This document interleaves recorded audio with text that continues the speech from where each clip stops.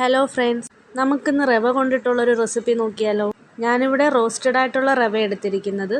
1 glass റവ എടുത്തിട്ടുണ്ട്. ഇനി നമുക്ക് വേകാൻ പാകത്തിനുള്ള വെള്ളവും കൂടെ ചേർത്ത് കൊടുക്കാം. ഞാൻ ഇവിടെ 2 കപ്പ് വെള്ളം ഒഴിച്ചിട്ടുണ്ട്. വെള്ളവും കൂടെ ഒഴിച്ച് നന്നായിട്ട് മിക്സ് ചെയ്തതിന് ശേഷം നമുക്കിതൊന്ന് വേവിച്ചെടുക്കാം. തീ ഒരു മീഡിയം ഫ്ലെയിമിൽ വെച്ചിട്ട് നന്നായിട്ടൊന്ന് ഇളക്കി കൊടുക്കണം, അല്ലെങ്കിൽ എല്ലാം കൂടെ കട്ട പിടിക്കാനായിട്ട് ചാൻസ് ഉണ്ട്. നല്ലൊരു ഫ്ലേവറിനായിട്ട് നമുക്ക് കുറച്ച് ഏലക്കയും കൂടെ ചതച്ചിട്ട് കൊടുക്കാം. അതിനുശേഷം നമുക്ക് അവരവരുടെ മധുരത്തിന് പാകത്തിനുള്ള പഞ്ചസാര ചേർത്ത് കൊടുക്കാം. പിന്നെ ഒരു പിഞ്ച് ഉപ്പും കൂടെ ചേർത്ത് കൊടുത്ത് നന്നായിട്ട് നമുക്ക് മിക്സ് ചെയ്ത് വേവിച്ചെടുക്കാം. ഒന്ന് കുറുകി വരുമ്പോഴത്തേക്ക് നമുക്ക് 1 കപ്പ് പാലും കൂടെ ചേർത്ത് കൊടുക്കാം. ഈ ഒരു പരുവമാകുമ്പോഴത്തേക്കും നമുക്ക് ഫ്ലെയിം ഓഫ് ചെയ്ത് കൊടുക്കാം. അതിനുശേഷം ഒരു ചീനച്ചട്ടി അടുപ്പിലോട്ട് വെച്ച് നമുക്ക് ആവശ്യത്തിനുള്ള നെയ്യ് ചേർക്കാം.